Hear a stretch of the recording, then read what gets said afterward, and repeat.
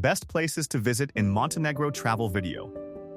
Montenegro is one of those countries that most people barely think about until they finally see it online somewhere and suddenly stop scrolling. Tiny country, hidden in the Balkans, sitting quietly beside the Adriatic Sea, yet somehow packed with landscapes that look far too dramatic for one place.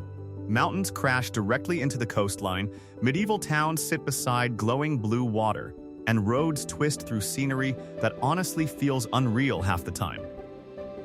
But Montenegro still keeps its own personality through the old stone towns, the mountain villages, the food, and that calm Balkan atmosphere that makes people slow down without realizing it. It is the kind of country where every drive feels cinematic and every viewpoint somehow looks impossible. Kotor. Kotor feels like a fantasy city hidden inside a mountain fortress beside the sea. The old town sits quietly along the Bay of Kotor, surrounded by giant stone walls and massive mountains that rise almost straight from the water. The first reaction most people have there is confusion because the scenery does not look real. The bay feels more like a Scandinavian fjord than a Mediterranean coastline, and the contrast between dark mountains and glowing blue water creates views that honestly stay in people's heads for years. Walking through Kotor Old Town feels like stepping into another century. Narrow stone alleyways twist through medieval buildings, tiny cafes hide inside old courtyards, and churches suddenly appear around corners without warning. Budva. Budva feels like Montenegro's energetic side refusing to stay quiet. During the day, the beaches fill with sunlight, boats, music, and people swimming in water so clear, it almost looks edited. Then, nighttime completely changes the atmosphere again as restaurants, bars, and beach clubs transform the coastline into one giant glowing social scene. But what makes Budva interesting is that beneath all the modern energy, there is still an old town packed with history.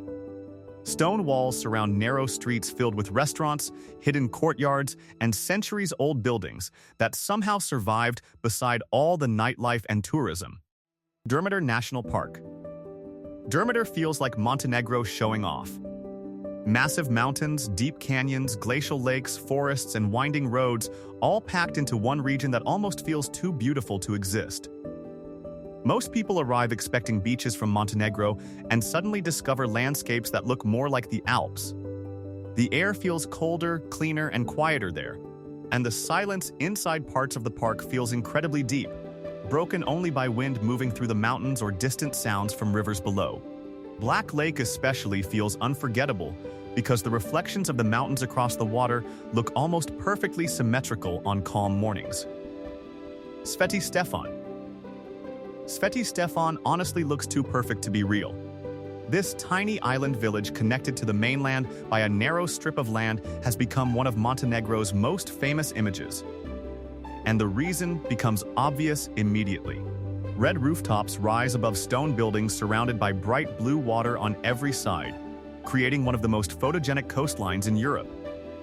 The strange thing about Sveti Stefan is how peaceful it feels despite being so famous. Even just standing along the nearby coastline looking at the island feels calming somehow. Luxury and history blend together there naturally.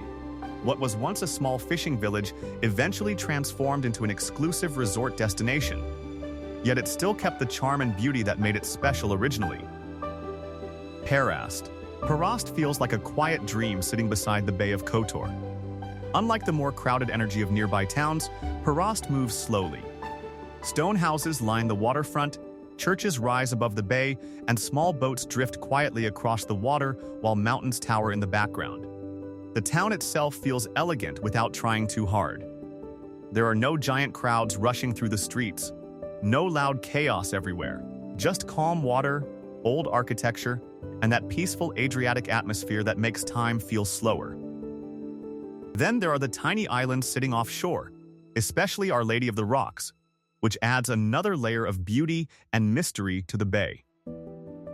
Lake Skadar.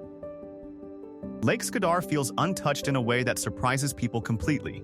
Shared between Montenegro and Albania, it is the largest lake in the Balkans, but the atmosphere there feels far more peaceful than massive tourist destinations usually do. Endless water stretches between mountains, small fishing villages sit quietly along the shoreline, and birds move across the lake, constantly creating this calm, natural rhythm everywhere. Boat rides through Lake Skadar feel almost hypnotic because the scenery changes slowly from open water to narrow channels filled with lilies and hidden corners surrounded by greenery. Ulcinj. Ulcinj feels different from the rest of Montenegro immediately because the atmosphere carries stronger Mediterranean and Albanian influences that give the town a completely unique personality. The old town rises above the sea with stone walls and narrow streets that feel ancient, while the beaches nearby stretch much longer than the dramatic rocky coastlines found elsewhere in the country. Long Beach especially feels endless compared to Montenegro's smaller hidden beaches. What makes Ulcinj memorable is the energy. It feels warm, lively, and deeply connected to the sea. Restaurants overlook the water, music drifts through the streets at night, and sunsets turn the coastline golden almost every evening.